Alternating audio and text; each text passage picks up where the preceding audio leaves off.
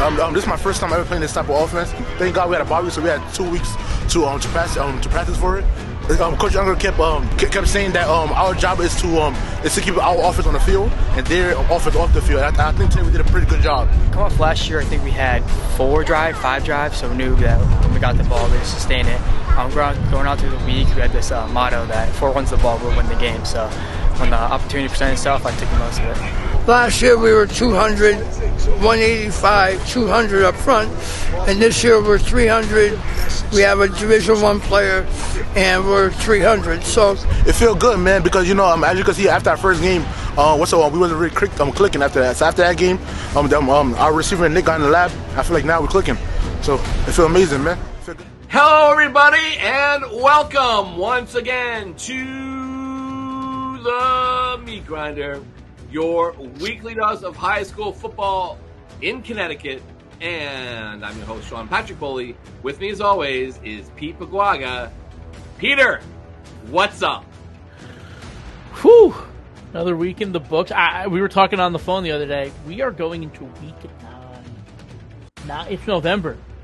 It is November, despite it not feeling like November. No, like it was really hot, and then it got like really cold this weekend. So hopefully that weather kind of hangs. I'm a big vest guy. I like my beanies. I like my jackets. I'm tired of wearing shorts. Summer bods out. So let's get to that fall weather. You've been wearing shorts? I did. In September. Oh, no, man. It was so hot. It wasn't even breezy. Yeah. Look, it was a very unseasonable Halloween night.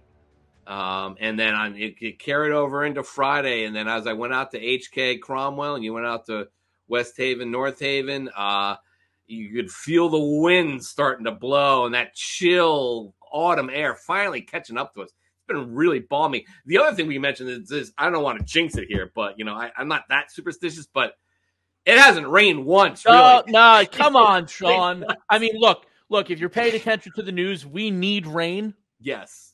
We need rain in the state. I'm so, but no, you're not the first person to mention that. A couple of people said it on Friday when I was at West Haven, when I was at North Haven.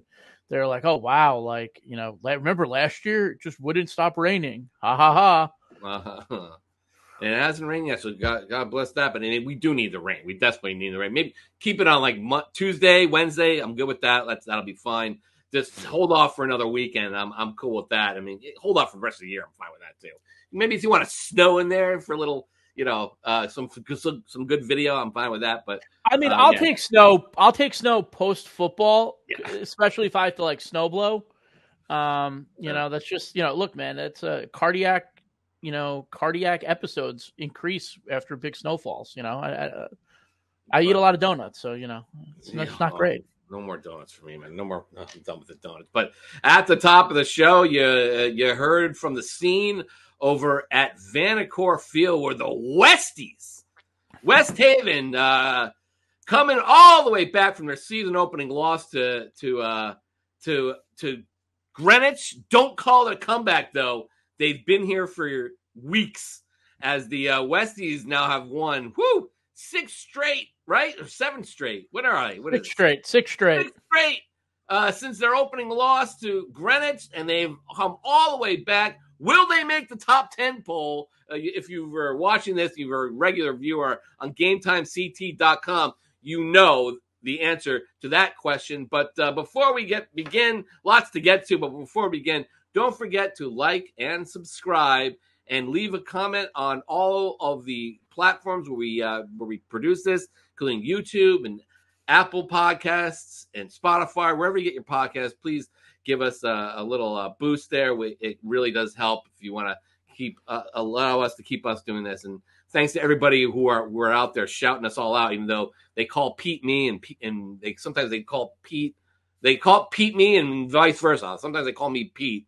Yeah, someone called me Sean this weekend. I was highly offended. Yeah.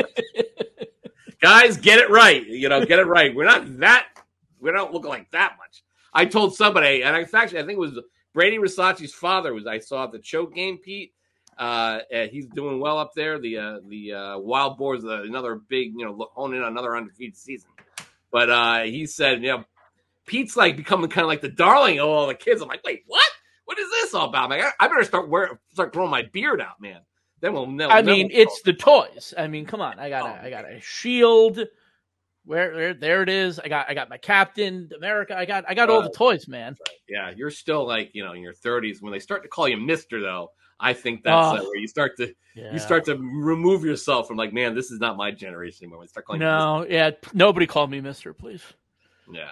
Anyway, so Pete, let's just kind of start off the top. North Haven, West Haven. Remember the game last year? West Haven, got kind of just mowed down by Pandolfi and the Nighthawks at Ken Strong Stadium. It was probably the last time I saw Ed McCarthy, the former head coach of West Haven, for his passing earlier this year. But I remember the Westies walked off that field. We'll see you guys next year. And sure enough, they got their chance. Here we are again. Vanacore Field, Pete. Yeah, you were there. Hadn't seen the Westies all year. You hadn't seen you hadn't even seen North Haven too, if I remember correctly, right? No, it was the first time I'd seen either teams this year. And I'll tell you this, it was the first time I was at Vanacore Field for a game in close to 10 years. Wow, really? Yeah. I have seen North Haven so much over the last 8 years here at Game Time, even when I was in Meriden at the Record Journal. I covered North Haven, but I had never gone to a game at Vanacore Field since one of the Thanksgiving games when they played Amity. It was back in either 15 or 16. Yeah, when I was at the Register. Yeah, when I was at the Register the first time, and I filled in as a photographer. Dan Nowak covered the game. North Haven blew him out. And then I was there in 18 for the Spring Brawl. My first year back at Game Time, we went for the Spring Brawl, but I hadn't been at a game in Vanacore Field since all the way back then, which was crazy. And let me tell you, this is not new news for anybody if you've been there, but the updates are beautiful. It looks so great. So that was like not my first impression, but it had been a while. But man, you want to talk about last year, because that's all the West Haven guys wanted to talk about. They went to the state finals last year. They lost to the state finals, and all they wanted to talk about was coming back and beating North Haven. Now, let me say this before we get into this game. What have you done for me lately, it feels like? Because I've been on this show slamming my fist on my desk saying West Haven needs to be ranked in the top 10 for the last 3 to 4 weeks. I get to the game. Oh, you didn't pick us? Oh, you didn't pick us? Oh, Pete, you didn't pick West Haven? Yeah, guys, I'm still waiting for my apology from last year. If we're going to talk about last year, I picked you guys last year in that game. And sitting here slamming my fist at the table, West Haven needs love. They need respect. They need to be in the top 10. And I get there, and I'm like the worst human being in the world. Anyway, to the game, right? West Haven comes out, and just like they did last year, they could not get out of their own way. But it did not matter this time. On the first drive, West Haven, 8-play drive, resulted in a touchdown. They took 5 penalties before Corian Harris took it 25 yards for the touchdown. The penalties and Corian Harris scoring touchdowns were just the only things that were similar on Friday night. Harris scored again from 45 yards out. West Haven took 15 penalties in the game. And they were screaming, North Haven's got a hold. Nothing. I think Mike had 15 penalties for West Haven, 1 for North Haven, I think is what the final tally was, but it did not matter. Like I said, Harris, 2 touchdown runs early in the first half to go up 13-0. North Haven goes down the field to end the first half. Nate Eggerling caught a 6-yard pass from Joey Mastriani to make it 13-7 going into the half. We were talking, we're like, hey, North Haven's kind of back in this. Like, they need to get West Haven off the field, get the ball to start the half, and they could kind of be back in that game. And it just didn't happen. Now it's Nick Conlan's turn. Conlan, 48 yards, touchdown run. They're up. Harris again caps off the drive, which Nick Conlan had another big run to get them into range. Harris caps it off, and then Conlan puts it away with an 85-yard touchdown run. Harris and Conlan combined for over 400 yards rushing. This is a very different West Haven team from a year ago. No Reed, no Kemp, no Coe, none of those big-time playmakers, but they are big up front. They play bully ball. They move guys around. And our guy, my guy, Kadear Dembele? Yep. Dembele, yeah. My guy sees me, big hug. We're best friends. We are best friends, but he had a great game. Sacks, forced fumble, recovered a fumble early to give West Haven the ball back. They went down the field. The boys up front are big. They're bully ball. Yes, they don't have the big playmakers. Conlan's doing a lot of dangerous things with his feet. Harris is a really good player. They are different from last year, and they dominated this game for North Haven. North Haven didn't play bad. McCormick did go down with an injury. It looks like he's going to be okay for North Haven, but he wasn't in the game. But even when he was in the game, they just couldn't get anything going. It was a lot of Joey Mastriani. But West Haven's defense stepped up. They look great. But yeah, what a win. I mean, they're back. Not that they went anywhere, but it was just kind of fun. And, you know, we love Rich Roche on the show. We know you love when we interview him. But he had this great quote after the game. And, you know, he's a big Vegas guy. So, yeah, I gotta trust him. Here's my interesting fun fact. I don't know, we ran for more yards than North Haven, but they have more touchdown passes than Nick. It acts like that? And you wouldn't have made that bet coming into this thing. I don't know what Vegas had on that, but this is my first time ever playing this type of offense. Thank God we had a bye week, so we had 2 weeks to practice for it. And Coach Unger kept saying that our job is to keep our offense on the field and their offense off the field. I think today we did a pretty good job. As you can see, West Haven had more rushing yards than the team that's supposed to have more rushing yards than us. So I feel like we did a pretty good job. I don't believe that many people would have thought that North Haven would have more passing touchdowns than West Haven in the game, and that West Haven have more rushing yards than North Haven in the game. But, you know, Rich sums it up so perfectly. But it was just a good old-fashioned SCC, you know, kind of backyard brawl type game on the grass. It was beautiful. What a night. Food was smelling great. I will say this. There was one West Haven fan who had an air horn. And if you listen to my video, every single time they were not even in the end zone. They were going to score. They were close. Oh, the Venezuela, right? The Venezuela? No, it was an air horn. It was a straight-up air horn. 47 yards and a West Haven touchdown. So Lamberto finally brought.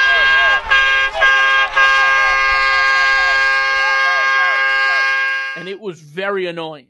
But nobody said anything. Also, shout out, let's throw the video clip of him over it. Tyler Booker in the house. Yes. Alabama on a bye. Tyler Booker, New Haven native. He was in the house with family.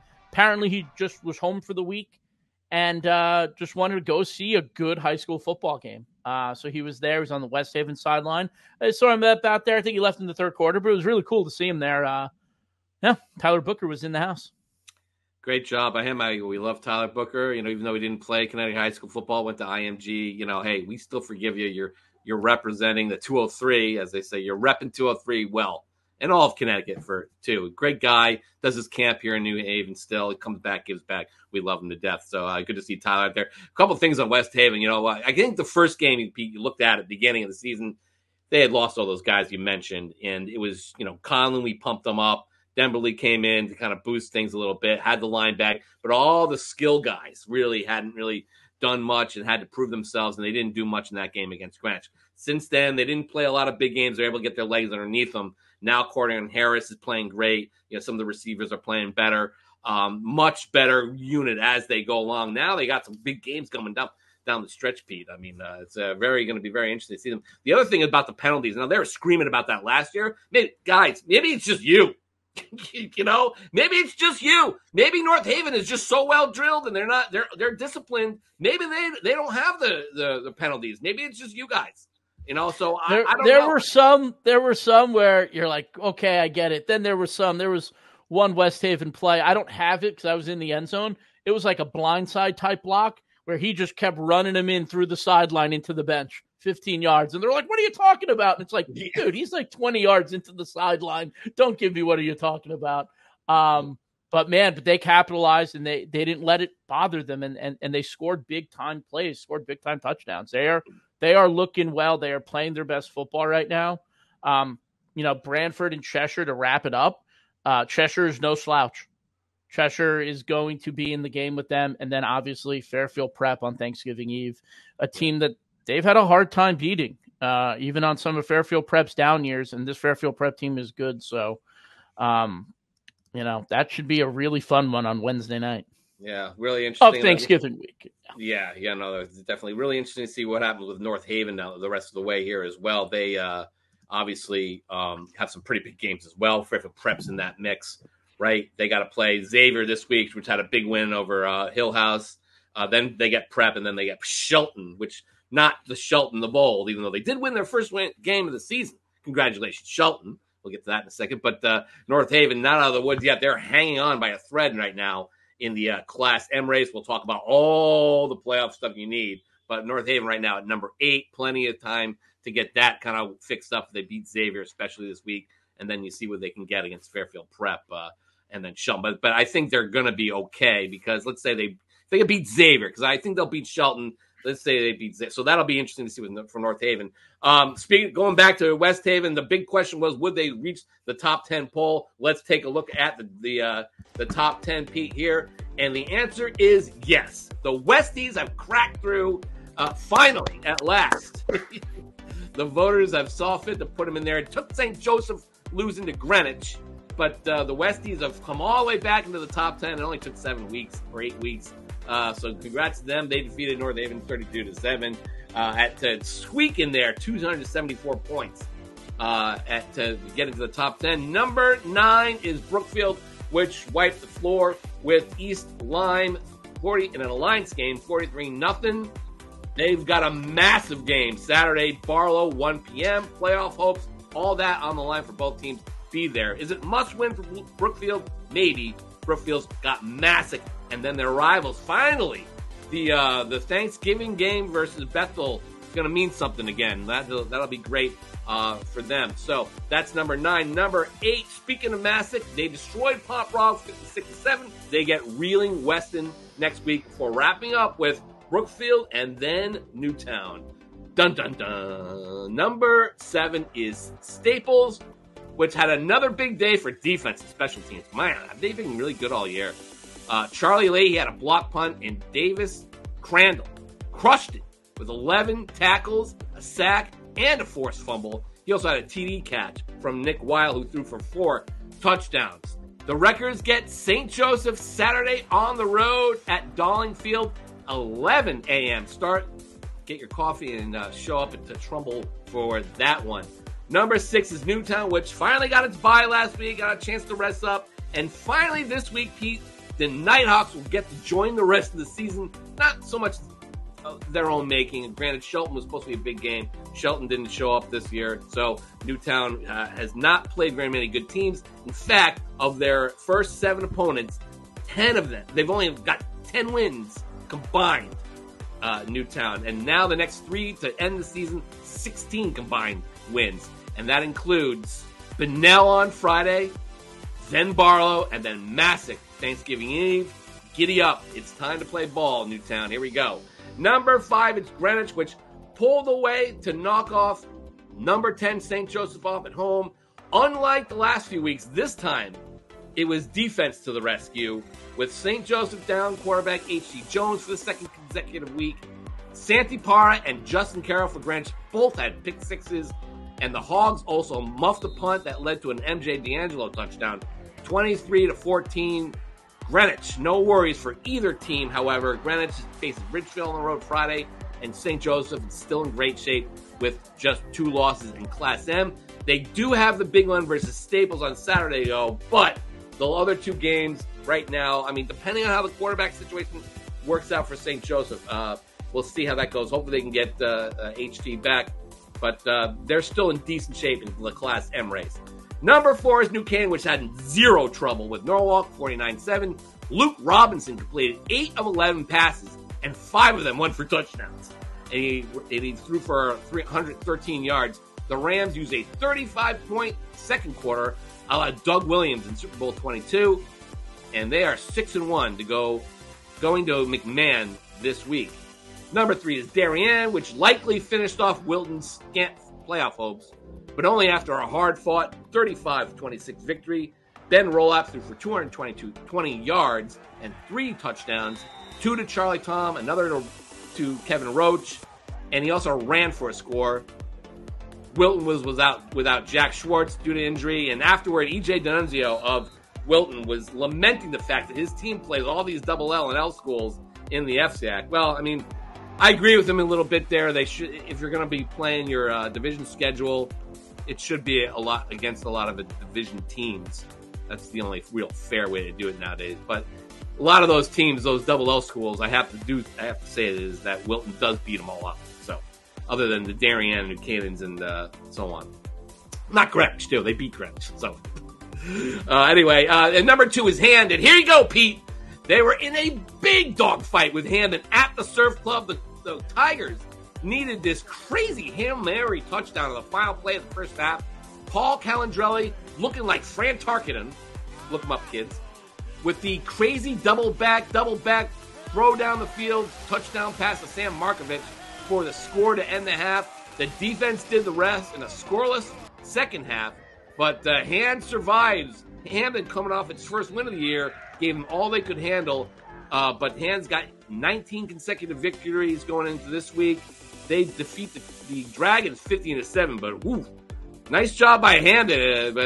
Hand giving Pete lots to talk about. And before we do that, here's Windsor, number 1, of course, crushing Connor 48-14. A.J. Robinson threw for 280 yards. It looks like he's back on the mend. Pete, they face your boy, Austin Stanich and Platt at home on Friday. Let's see if the Panthers want to get down early in that one. I don't think so. But there you go, Pete. That is the top 10. Oh, I forgot to mention Cash Lewis. Went nuts, caught 8 passes for 175 yards and 3 touchdowns. Yikes. 42-14 over Connor. But Hand, Pete, giving voters plenty of reason to drop him out. They cannot do it. But they can't quit him. They can't quit. I kept Hand at 4. I've had Hand at 4. I've always had Hand at 4. They just can't quit Hand. How do they get a first place vote after losing to a 1-loss Hamden? Yes, they're double L, and that's fine. But this is the top 10 for the whole state, not the top 10 for Class M. So if that's an interesting one. I will say, for those who don't want to look up Fran Tarkenton, just watch what Drake May did at the end of the Patriots game on Sunday, because that game-winning touchdown was very similar. That game-tying touchdown for the Patriots was very similar to what Calandrelli did on Friday. He is a heck of a ball player. But Hand, I'm just waiting for the comments. We're going to find something else that happened. The bus had a flat tire or something, and that's why they only beat Hamden 15-7. I don't know. I'm just waiting for the comments. But no, look, you need to be able to win these games if you're going to be a good team. And we know Hand is a good team. And a lot of this is tongue-in-cheek and in jest. But, this is the same Hand team that dismantled Fairfield Prep when I was there. And then every kind of since has been slow starts. And a lot of you kind of question and eyebrow raising. But at the end of the day, you need to win those types of games to be a championship team.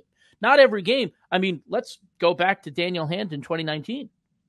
They went through everyone, and then we kind of saw them kind of tilt a little bit, but they went through everyone, and then they faced a really good team in St. Joe's, and they were able to keep it close, but St. Joe's was able to win that game. You need to be able to win these close games if you want to go on and win a championship, and I'm sure, Eric Becker's like, guys, 15-7, but you take a little spin zone there and say, hey, we won a close game, and we know how to play in a close game now. So that's a nice little spin zone to take. That said, I something happened. There was some excuse that we're going to hear about. So. I'm going to give Hamden a little props here, though. I mean, as you did last week, look, they also took New Britain to the wire, 36-33. And New Britain's, screaming at us to make them the number 1 team in the state. Still, but Hamden did a nice job, hanging close to Hand as well. So we kind of looked at New Britain going, oh, man, how do you almost lose to Hamden? But now you look at it, the Dragons just, they can play. When they decide to show up, they can play. And, and I know that Tom Dyer after the game was like, there's no excuses. We got to win this game. That's the attitude you want to take. Look, guys, it's not just, you shouldn't be just satisfied, just be hanging around there. You got to win that one. And they had every opportunity to do it, just couldn't get it done offensively. That's credit to Hand, but also, Hamden, that's a nice job. That's the way you got to, you take those. And I look across the state and I see all these teams that, they get blown out. And then toward the end of the year, you can start seeing them get a little bit better. And it's hard for a coach to kind of keep their minds in it. Guys, we're close. This game was what you could say 35-7, but we were in it for a half, or we were in it for 3 quarters where it got away from us. That's the idea. You want to step, you want to keep making those little steps. They matter, players. Like, they matter.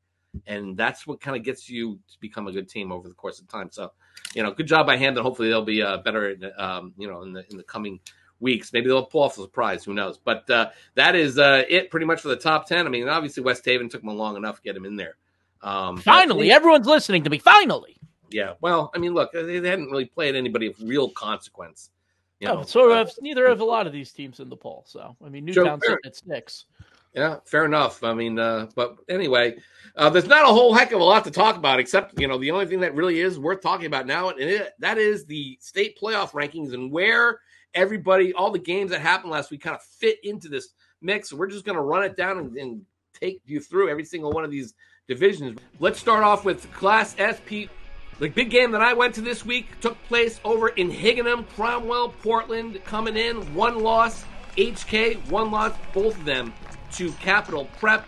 We had Tyler Wilcox on last week. He said this team is just a little bit different than past teams. They have a very good defense, and that double wing offense is very, very good, especially with Tyler and Napier-Kowski on your team. I did not know this in the interview last week. They had never, ever beaten Cromwell Portland. Would this be the time? Well, on the grass, and you're both getting grass fields. Love it. HK's Joe Slane takes the opening kickoff all the way down to the 5-yard line, where Napier-Kowski punches it in. But Cromwell Portland show why it's still the standard bearer in the Pequot Secaucus, comes roaring back behind running back Matt Gish, who was an animal all night. He takes a 40-yard screen pass all the way down to the end zone to tie the game from backup quarterback Mike Sitaro, who's been in there for Jess Elfreich. Elfreich, a few weeks ago, got a concussion. They've been kind of keeping it on the wraps. And Mike Sitaro has been playing great. The quarterback has been playing great for the Panthers. On the next possession, the give is to Vaughn Payne, who bursts up the middle, goes all the way down to the HK 5, setting up Sitaro's own score, and they take the lead 13-7. Though HK stopped Cromwell on downs at the 3 on the next possession, Cromwell got the ball back and with really good field position, allowing Gish to score on this 22-yard touchdown run with a nice bounce pass fumble to himself, right back to him, nice fortuitous bounce. Cromwell looking like it's going to run away with this 19-7 midway through the second quarter. But this, again, isn't your run-of-the-mill HK football team. The Cougars march down the field and score on a 4-yard run by Gunnar Gauss, and then Napier-Kowski capped off another nice drive at the end of the half with a 1-yard touchdown run and the 2-point conversion to put HK up 22-19 at the break. And then the third, Napier-Kowski slips through a crack in the lines and goes 66 yards for a touchdown. HK with all the momentum now, up 28-19, 3 consecutive touchdowns. And it was looking worse for Cromwell Portland. A Gish touchdown was wiped off the board due to penalty, and on the same possession, Cromwell Portland was stopped on downs at the HK 10-yard line. Then came the play that turned this game around. Third down, Napier-Kowski takes the handoff, looking to throw the option pass, but big Logan Quick from Cromwell Portland comes in and just buries him from behind, jars the ball loose, and Jaden Augustin scoops and scores. The sophomore scores the touchdown to get Cromwell Portland within 2, 28-26 after 3. And on the first series of the fourth quarter, Sitaro with the nice pump fake left to Gish, and then finds Jack Nolan wide open over the middle for the go-ahead score, 34-28. And though there was a full quarter to go, that was basically that, according to the Cromwell defense. They made one last stop on fourth down with a couple minutes remaining, and Cromwell Portland with the big win, 34-28, giving him a tight inside track in the Class S playoff race, but could be a till we meet again thing, depending on how the points play out in Class SP. And here's Gish talking about the big win. We feel great. I mean, you probably saw everyone's happiness. We knew that this was a big game, and we knew that this probably has a big impact on the playoffs, and that's why we're so happy. Losing earlier in the season really messed us up, and it was something tough to deal with. But we bounced back amazing as a team, and these comeback wins, they're fantastic. It really came down to heart, and it came down to who wanted it more, and I think we really wanted it more than them.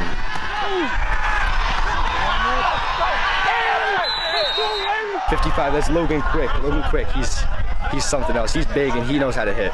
Originally, my coach actually got mad at me because I was trying to be at the top, and he was like, "No, you're gonna get open on this play." I was kind of doubting him, and so I wanted the ball game. I was kind of complaining on the sideline, and so we knew that play was gonna be open. We knew how their defense was gonna play, and we got the pass downfield. I was happy I caught it, and yeah. He told my parents just now, he was like, he wanted to change it up, and I told him no, so yeah, he's gonna make fun of me for that one. You also heard a little bit from Jack Nolan and how he almost sabotaged his winning touchdown by pleading with Sal Morello to get on the ball elsewhere, but Morello said, no, you're going to get it on this play. Here it is.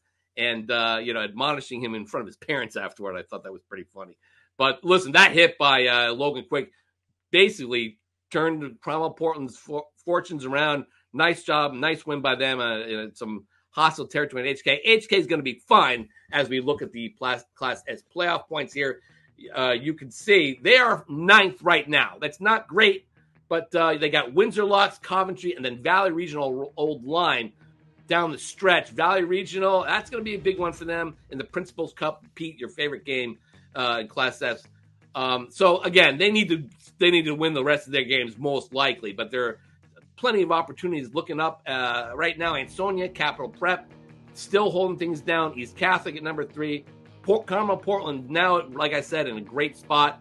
SMSA, Rockville left, and Rocky Hill. But even if let's say they lose the Rockville game, I think that will pretty much put them in. Woodland, we talked a little bit about how Woodland last week joined the ranks, Pete, of the teams making waves in Class S after just burying Naugatuck. Well, they went up to Watertown against a team that had not proven themselves against the Ansonians and the Noggies of the world. And this time, beginning with a 42-yard touchdown run by Michael Cavallo in the second quarter, Watertown reasserted its season with a 43-28 shootout win at home. Anthony Andujar ran for a pair of touchdowns, and Brady Gamby threw for 3 touchdowns as Watertown turned the tables on Woodland and knocks them back a bit. So, what have you done for us lately? I asked Woodland in the guide. And in this case, not much. That was a big win, Pete, by Watertown, and Woodland kind of knocked back a bit, but not too far out. They're only 5. What happened with Woodland, Pete? The NVL is just as confusing as the SWC. And that's really it, right? Look, we're going to get Watertown and Holy Cross this week. We'll talk about that game later. That might, kind of help us kind of figure it out. But some of it's might not going to matter because we're going to get to the playoffs, and those are the games that are going to be the ones that have a little bit more importance. So that is Class S. Bloomfield still hanging around there. Plainville, Tolland, and Windsor left. Still plenty of opportunities here, like I said, for HK. Northwest Catholic had a big win this week over Tolland, which knocked Tolland back a bit in Double S, but that kind of put NWC back in. Rocky Hill, Lewis Mill, East Catholic the rest of the way for them. That East Catholic Northwest game, Thanksgiving night, is going to be real fun, so get ready for that. And then Stonington, still there at number 8. And then when you look down, Waterbury Career Academy, Valley Regional Line, interesting. But right now I like Haddam-Killingworth's chances, especially if they can beat Valley. Going up to Class Double S, the big game, the big linchpin game there this week, Pete, was Killingly pushing past Barlow 42-32 in a game that's a little, the final score was a little deceptive, but Killingly scored on all 6 possessions of the game. Hayden Allard ran 25 times for 204 yards and 3 touchdowns. Hunter Allard caught 4 passes for 72 yards and 2 TDs, offsetting a really good night and a good game by Barlow's Scott Romano, Luke Bishop, and Jack Gilbert, who helped the Falcons amass 227 yards on 33 carries. But Barlow now knocked it back a little bit, and they're going to need to beat Brookfield this week or Newtown because they're right now at number 9 in the Class Double S standings. Maybe you win one of them, they'll be in much better shape, but that's a tall order against 2 unbeaten teams, I recall. But that is a big game on Saturday at Barlow, so that'll be in front of the good home crowd. That's at 1 o'clock on Saturday. Looking up the standings, bet Killingly, you can basically put Killingly into the Class Double S playoffs. Windham is the other team that was right there with them until this week when they faced a pretty good, a Fitch team that's been up and down all year, needed a late game heroics late game stop to beat the NFA, but Devin Cook ran for 142 yards on 15 carries, including an 80-yard score in the second quarter, and he had a fourth quarter touchdown that put the Falcons up 9. Windham tried to make a game of it, but Porter Carter threw a touchdown pass to Zaire Williams-Brown and put Fitch ahead for good on a 2-point conversion run. So that was a big win by Fitch in the double M race, knocking off knocking off Windham, our boys, who now face Waterford. They could not make that unbeaten battle happen. But basically, this is going to be for one of the top, for home game, I guess, for the playoffs, because Waterford is 7-0, Windham is 6-1 now. I think if Waterford loses to Windham, then they will that'll allow Windham maybe to get up there. Granby Canton also at number 4. Sheehan lost to Fairfield Prep this week. We didn't really, not a huge surprise, but you see it didn't really matter that much. Tallinn with a huge loss to Northwest Catholic. And then you have Ellington, didn't fall back too far after losing to Granby Canton. And then Bullard Haven's getting back on the med, squeezing into that 8th spot. Waiting in the wings, Ledyard, Plainville, Foreign. I like Ledyard because they have Fitch left. They have Griswold, Wheeler left. Some pretty decent teams there, but especially if Barlow loses to Brookfield and or Newtown, Pete. But, how's this shaping up for you? This is, I'm going to say, backs against the wall time for Barlow here. Like you mentioned, 2 back-to-back 7-0 teams, and then Weston. I mean, Barlow's got to try and win one of those games if they're going to go for the 3-peat. Ledyard, like you said, Woodstock, Griswold, also Fitch at the end. Not super confident. Even New Fairfield down at the bottom. Pomperaug, New Milford are 2 winnable games. Benell, they could pull the upset. But double S, man. There's 2 teams I'm looking at. I hope they get on the other side of the bracket, opposite sides of the bracket. That's all I'm going to say. Mm-hmm. Oh yeah. It'd be a rematch, but that's the game I want to see. Sheehan's got to play Law this week at their last high hurdle before the playoffs. I think Sheehan's going to be in pretty good shape because they got Wilbercross left and Lyman Hall, and Sheehan usually kind of owns Lyman Hall. I mean, we'll see. Those last few spots in Double S are going to be interesting. Let's move up to Class M. We talked about Daniel Hand. We talked about Brookfield. They got Barlow this week. Rockville finally getting back into big game status here when they play Cromwell Portland. It's not going to really do much except for seeding purposes. St. Joe right in the middle there. They beat Staples, man. They are in. If not, Danbury and Trumbull will do the job there. Law plays Sheehan. A loss for Law there. It's gonna be tough because then you have all these teams over here with chances to get in. But I still think they're gonna be okay. Berlin with a nice win this week over South Windsor. They're back on the men. Simsbury, they play Windsor and Middletown to finish up that Windsor game. Not favorable for them, but I think they'll be still in decent shape. They win those 2 there. Watertown, that was obviously a huge win for them over Woodland. Get their points. Holy Cross would really put them in. And then you have North Haven. Xavier, Fairfield Prep, and Shelton left. I'm looking at all these teams, Pete. I see 4-3. I see 4 losses. I see 5 losses, maybe getting teams in here. Again. Again, this is really just a top-heavy division. Yeah, the players who we thought would be here are here. And it'll be really interesting to see how the points shake out, especially for a team like North Haven. Those are not, Xavier, Prep, and Shelton are not as walk in the park. At any stretch. Even Watertown, Holy Cross, Wolcott, okay, they're 1-6, but Torrington just went toe-to-toe with Naugatuck, and Torrington and Watertown always play that Thanksgiving game tough. So, in Law, I mean, Sheehan's not easy, Shelton's definitely not easy. No. Despite having one win, and then you have, Foreign, it's a coin toss game sometimes. So, it's going to be really interesting to see how the bottom of that division develops. In the top 4 or 5, strong. The bottom, it's going to be a mess. Yeah. Going to be a mess, but it's more of like a semifinal tournament right now. If you don't want to be in that 4 or 5 game though. Anyways, going to Class Double M, Windsor, the odds-on favorite to capture the number 1 seed. They got Bloomfield at the end of the year. Newington, your boys, Pete, Donuts. They posted another one this week over Ram. beating them up. Let's see, what was the final? 29. That's 1, 2, 3, 4, 5 donuts. 5 days of donuts. Awesome. You went up there this week, didn't you? I did. Got my awesome shirt. Yeah, we'll talk about that. But Massac, number 3. Number 4, Bunnell. Obviously, look, Massac's got Brookfield and Newtown. Bunnell's got Newtown and New Fairfield, Stratford. There's going to be some shakeup there, but they're holding steady. Bristol Central, they play Ram this week. Middletown and Bristol Eastern the rest of the way. I think they'll be okay. Torrington falls back. Now, again, in the way the playoffs work is if you beat teams that have a lot of wins, that's almost worth like a game and a half. If you beat a team that doesn't have very many wins, it's not really helping you as much. So Torrington's schedule points, not great. They only have 145 total. So it only puts them at 935. So that average there is not going to work out. They're going to need to win on the rest of these games, especially Watertown, to assure themselves a spot. Northwest United, they're clearly the best team in the CTC. That's another reason why you don't see them with many. They're only down 7 despite being undefeated. The teams that they've beaten, look at this. It's 0-7, 1-5, 1-6, 4-3, 1-6, 1-5, 0-6. That's why an undefeated team is all the way down there at 7.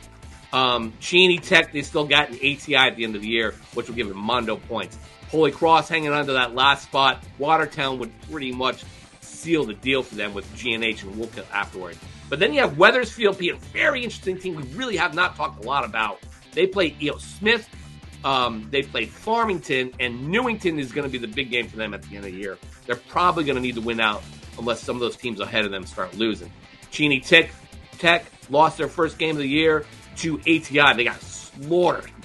And now they face Quinnebog, Bullard Havens, which is not bad, and Northwest United. And far down there, Bethel.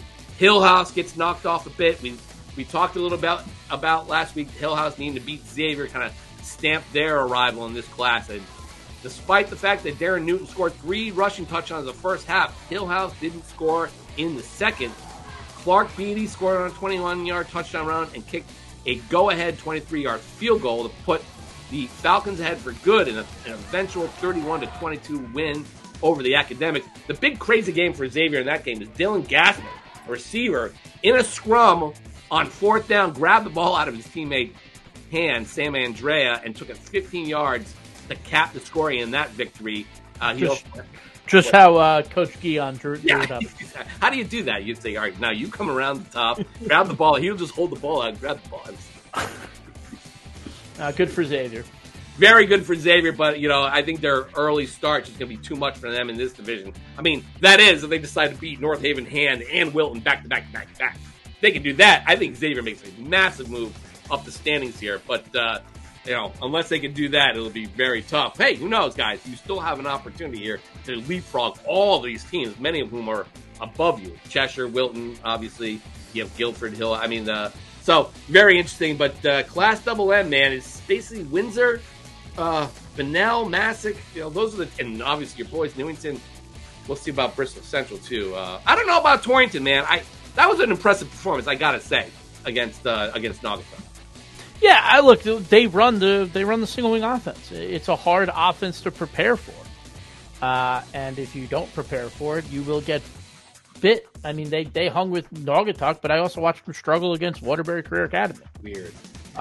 So it's very weird, but I will tell you this: they're well coached, and they are going to be in the mix. They're going to be in the mix. Hey, look, this is a team that went to the semifinals in 2021. They ran into a good Rockville team, but they were not far off from going to the state championship. Speaking of that game, Naugatuck's Brandon Ando ran for 115 yards and 3 touchdowns on 14 carries. He also added a 2-point conversion run in that 20-17 victory. That was a huge win for the Greyhounds, which are still number 1 in Class L because of some crazy stuff that happened elsewhere. Buchanan, Darien, what are you laughing at? The fact that they're number 1 in L. They are number 1. They got the Holy Cross points. They got the Watertown points. They got the Torrington points. They're number 1 in L with points from a double S, a double M, an S, an M, a double S, and a double M. Yeah. Cool. Yeah, I agree that you should be playing teams in your divisions and maybe set up schedules that way. I know the Alliance wants to do that. I know that they proposed that to the CIAC. that you have to have at least 4 games in your division, I'm actually all for that. But, let's talk about, knocking your playoff rounds down, Al and Jim, and then I'll be on your side for that one. But until we get there, no way. Anyway, Newtown, again, we mentioned them. Big games coming up in Barlow and Massac. So they could go either all the way up or all the way down, Newtown. I don't know about out, but certainly they could be as low as 8, depending on how these games come out. I think Newtown's very good, so we'll see. Ludlow, they actually moved up a little bit, but they got Wilton this week in a kind of a key game. Then they had Norwalk and Ward. They should be able to win those last 2. So this might be the game that they're make or break it. Wilton will knock them off.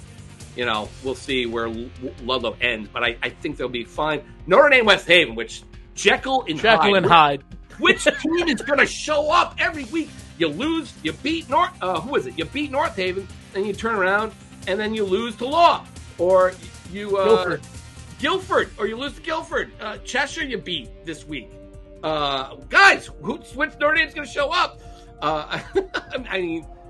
Goodness, but they're 4-3 right now. They play hand this week, Pete. In a massive game that'll basically decide where they end up. Yes.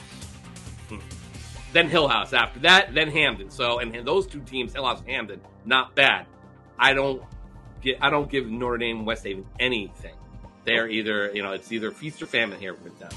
But and then number 7, Amity, we talked about them all year, hanging in there. Their schedule, again, not great. Hartford Public and Bassick at the end. But Guilford this week, very key for the Spartans. They're going to need that game. And so Guilford, if I'm being honest. I mean, Guilford's really low down the double M totem pole, but Amity definitely needs this. And ATI all the way coming back. Look at this. They got Bullard Havens this week, big game.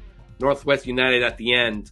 And then waiting in the wings, you got your boys, Pete, Platt, Windsor. They beat Windsor, man. Platt goes all the way up, right? Jason's going to listen to this and say, if we beat Windsor, he's going to be like, Sean, shut up.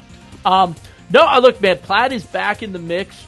Windsor, obviously, the number 1 team, but, Conard, that's an L school coming up. And then Maloney could, if Maloney beats Hall and Southington, that's a lot of points that'll be at stake at Stoddard Field on Thanksgiving morning. Yeah, huge, another one.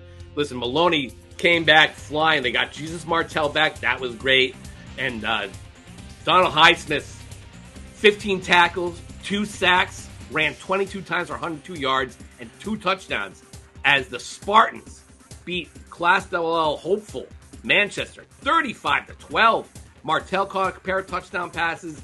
The Spartans they're putting themselves in position, Pete, because look at this. Like you said, Hall, Southington, and massive points out there for them. And I know Hall only has 2 wins, but they're a really good team. That's going to be no walk in the park. We just saw Hall lose to Southington in a double overtime on Saturday in a crazy game. And then Platt, throw the records out in that game. But, Fitch also sitting in there. They got New London, Stonington, and Ledger left. They're going to have to hope some teams above them lose. Maybe Amity, maybe ATI, maybe Notre Dame West Haven. But I think it's the top. What's that? No, I was going to say, I think Notre Dame, 6, 7, and 8 are up for grabs. Yeah. I think potentially Ludlow at 5-2 if they don't beat Wilton. But they've kind of dominated that game against Ward on Thanksgiving the last couple of years. Mm-hmm. They should. Norwalk, look, this Norwalk team beat Wilton. Mike is a great coach, and I think Norwalk could give Ludlow a run. But if Ludlow loses that Wilton game this week, everything kind of opens up. So I really think 6, 7, 8 are definitely up for grabs. Yes. I think 5 is teetering, and I think you could see Fitch, Platt, Maloney. I mean, Ridgefield would have to beat Greenwich to really get into the mix here, but I think Fitch, Platt, Maloney, that game, again, that Stoddard Bowl game at Falcon Field is going to might be for a playoff spot, which is always fun. Yeah. I mean, Maloney needs to win out, frankly, and they all those teams have to win out, and you're in good shape. If you all start losing, it's chaos. So that's the class. I mean, but at the end of the day, you look at Class L and you're like, oh man, you want to get in there the 8th spot? Oh, maybe you do. Maybe you do want to play Naugatuck in the first round. They have had no luck. Platt went up to Naugatuck and beat him in the playoffs back in 2018. So, pretty. You don't want to be the 7 or 6 seeds. New Canaan, Darien. Oh, yikes. Okay, I mean they got one of them going to lose. So we'll see where that ends up. But that is L, and finally Class Double L. Hell, Fairfield Prep, yo boys. They should be in the top 10 too. Yeah, I agree. 100%. I agree. I vote them up there. I think I vote them 4. I vote them 5. Yeah, I vote them 4. I'm right behind Hannah, who I have at 3. So Fairfield Prep now looking like the team to beat in this. I mean, unless you're New Britain. I mean, look, guys. I know New Britain fans killing us, just absolutely just killing us for giving them no credit. And I saw them, and I saw Fairfield Prep. Right now, I take Fairfield Prep at heart. So yeah, we keep doubting. That's right. I keep playing to knock us off too. But they got some tough games left. New Britain, Glastonbury, Manchester, the next 2. Glastonbury, that one is the big one. I think. Even if they lose there, they're going to the playoffs. So they have plenty of time to, give us the business. But Greenwich, 6-1, they're fine. West Haven, Brantford, Cheshire, and Prep, it's all about seeding now, really, for the Westies. Staples, same deal. Play St. Joseph. I mean, you're not going to lose all those games, right? Unless Trumbull shows up, maybe. It'll be interesting, but I don't see Staples falling back much. Glastonbury, another thing. You beat New Britain, you're in. Then they have one of those last, or 2 of those last games. The Double L is now suddenly Manchester falling back a bit. They need to now they're playing Southington this week, and Southington is making a massive move, up the standings with their double overtime victory over Hull. What a great performance that was. But where do you see this one, Pete? The one team that I'm looking at here, and I'm really intrigued by, and I think they got a really good shot, Kennedy. Kennedy could go 7-3. Kennedy should go 7-3.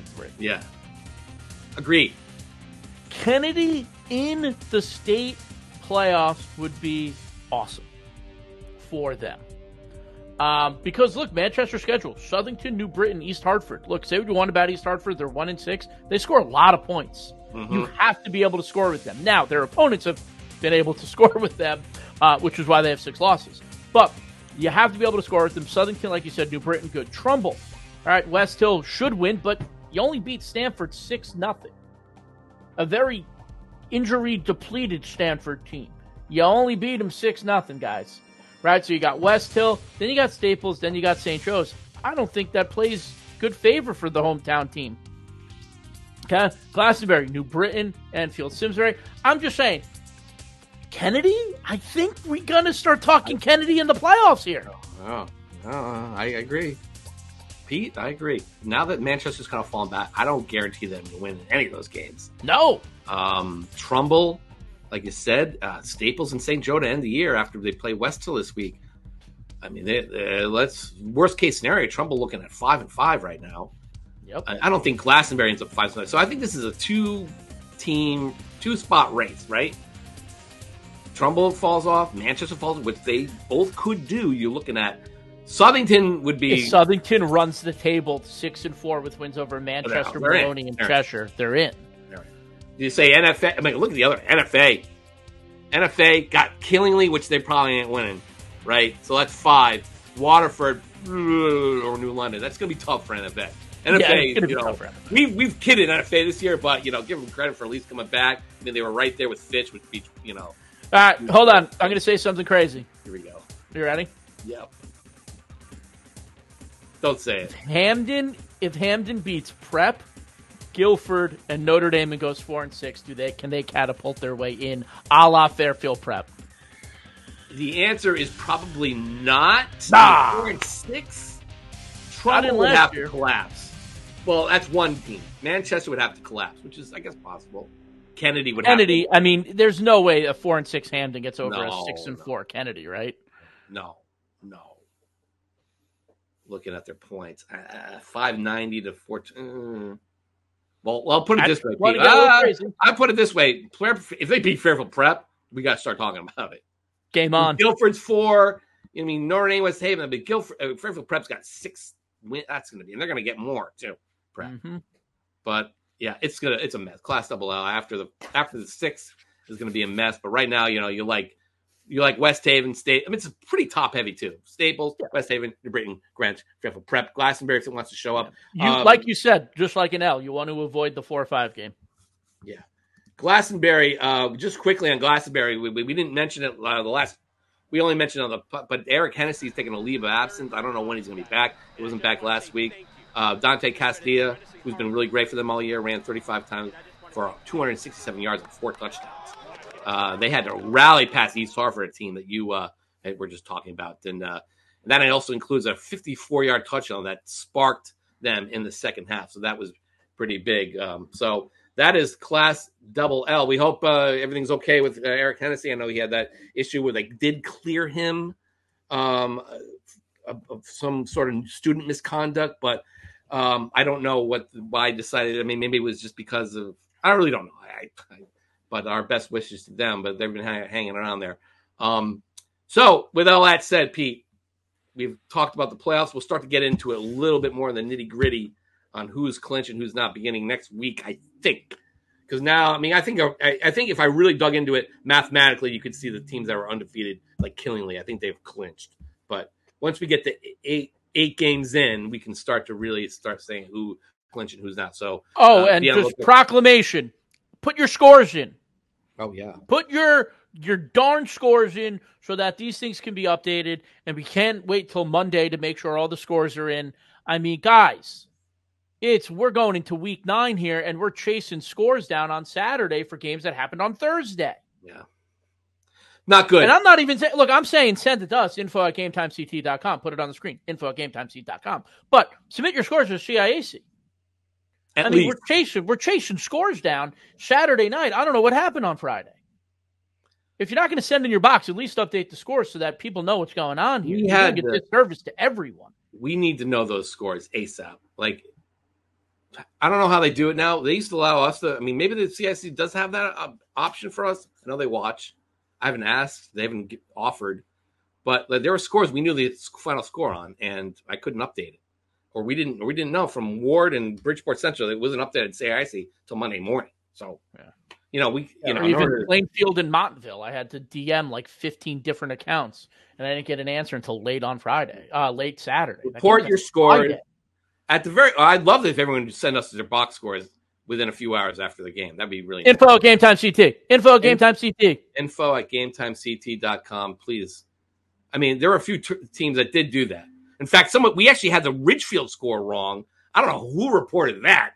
They had West Hill for like half a day. Like West Hill had beaten Ridgefield. Hey, Ridgefield, you don't want that to happen? Submit your box scores. Info@GameTimeCT.com. We want to pump up your kids. So, speaking of that, speaking of how you pump up your kids, send us your box scores because that allows us to do shout out. All right, Pete, you go first this time. What do you got? All right, starting with my boys. Thank you to the Newington football team for my lovely shirt. Everyone just wants to have donuts on film day. My guy Josiah Sims hooked me up. Coach John Aquavita. And AJ Galante and that whole group. So thank you guys. I really appreciate it. And then this weekend, they showed up and showed out. Aiden Bankston had 2 interceptions, caught a touchdown, and Newington threw up another donut, 29-0 over Ram. Sean, who do you got? Pete, I'm going to go back to the alma mater. Christian Luciano scored 5 touchdowns, running for 326 yards on 28 carries. In a 44-20 win over East Haven to keep the Spartans in the running in Class L. He also had 6 tackles, 1 for a loss. What a season he's been having. Pete. 326. Woo! Like those people who do the Costco videos. That's like a boom. Like 3 people will get that. Anyway, my next up is Aaron Champagne from Massac. If you listen to the show, Jason's younger brother is coming into his own. We love Aaron Champagne on this show. He played great as a freshman last year when he got thrust into it, but now he's coming into his own. 13 for 16, 307 passing yards, and 5 passing touchdowns in Massac's win over Pomperaug, 56-7. Aaron, keep it up. Sean, who you got? Pete, I'm going to go back to the Pequot a little bit here. Vinny Fort. For Granby Camp. We have not seen them yet this year. We haven't talked a lot about them. They did have that 1 week off. They had to reschedule it, and they're kind of like behind a bit. But he threw for 101 yards and a touchdown and ran for 68 yards and a touchdown as the Bears defeated Ellington in a big Pequot-Uncas game, 22-10. That's really big for them. Nice job. They're keeping pace in the, where are they? Class double S, right? Class double S race. I always get them mixed up. Yes, they are in Class double S, looking real good. They got Capo prep this week, so that was a big one for them. Pete. This is my bear. Yeah. All right, going to Fairfield Ward. Quinn Russo went for 119 and 4 touchdowns on just 9 first-half carries in the Mustangs' 60-12 win over Bridgeport Central. I believe I saw Coach Parisi out at the West Haven-North Haven game on Friday night. I thought it was him. Wasn't sure if it was you. Sorry, Coach, I didn't say hi. But good win on Saturday. Sean, who do you got? Pete, I'm going to go over to the SWC, another team we haven't talked about a whole hell of a lot this year. But Vinny Burbank from Northwest Catholic. What a great name for a quarterback, man. Threw 5 touchdown passes. In fact, he completed 20 of 29 passes for 380 yards in a 40-29 win over Tallinn. That was huge for the Lions and their Class S playoff hopes. That was massive. Great job by him. You can't get much better than that. So nice work, Pete. Burbank. I love that. So he could be like his touchdown Burbank celebration. His touchdown should Burr, and then he makes it rain at the bank. All right. When I hear the word, hey, beautiful downtown Burbank. Yeah, I think Hollywood. It's kind of like basically like mini Hollywood. Anyway. I think what's that movie? Anyway, all right. My last one, going with the hometown team, Tyler Rodriguez. Shout out to Tyler. He caught a 30-yard touchdown pass in the final minutes. The only touchdown scored in Trumbull's 6-0 win over Stanford. Great performance by the Trumbull defense. Trumbull offense scored when it mattered most. Guys, let's put some points on the board for the hometown team. Sean, who's your last one? My last guy, where he actually is not a Connecticut kid except in spirit. He is an 6'7", 300-pound tackle from Choate Rosemary Hall. He's committed to play at Notre Dame, not Notre Dame West Haven or Notre Dame Prep, but the Notre Dame University of. For Choate, he's their left tackle, massive player. He also runs a sub-5 40-yard dash, and Choate put it to use this week in a game that was for a 4th straight Founders League championship. Choate versus rival Avon Old Farms up there in the 3rd quarter. They set up a screen pass for the big guy, which he took 57 yards to the house. Look at those blocks and tackles, and look at him just cross the end zone. His first touchdown. Nice job by the Canadian. And listen, lots of Connecticut guys on the Choate roster. They're honing on another unbeaten season. They defeated Avon Old Farms 40-7. It was looking like, oh man, what did I come up here for? They were begging me to go up, maybe just show that off, because they got a nice reel about it. You saw it all week. Right now, Choate has got to play Deerfield Academy, their rivals, to complete an unbeaten season and maybe play for the overall Knapsack Bowl Championship. Just quick on that. We haven't seen Brunswick yet. I tried to go see him early on in the year, but there's another team with a lot of Connecticut guys on there. Lots of Notre Dame commits, too. 3 Notre Dame commits. Yeah, they got a ton of those guys. But they go up to play Williston Northampton in a huge game in the Northeast Prep Conference. The winner there will likely face Choate, especially if it's Williston Northampton. So that's a big road game, Saturday afternoon, 3 o'clock. Huge for Brunswick, because the Williston Northampton knocked off Exeter, which beat Brunswick. So I don't really know how the Knapsack people are going to pick that if Brunswick can somehow win. I hope they pick Brunswick versus Choate, because I absolutely love that matchup. So hopefully that is what it is in a couple weeks. But Choate's got to take care of business, and Brunswick's got to take care of business. That is the shout-outs for this week. Pete, that is going to be the podcast. We got lots to do. There's so many big games this week. I can barely look at it all. We try to hit them all. But it is getting down to the nitty-gritty here. Playoff time. Let's get ready to rumble. I can't wait. So, for you, I'm Sean Patrick Bowley. This has been the Meat Grinder on Game Time CT. Love you all.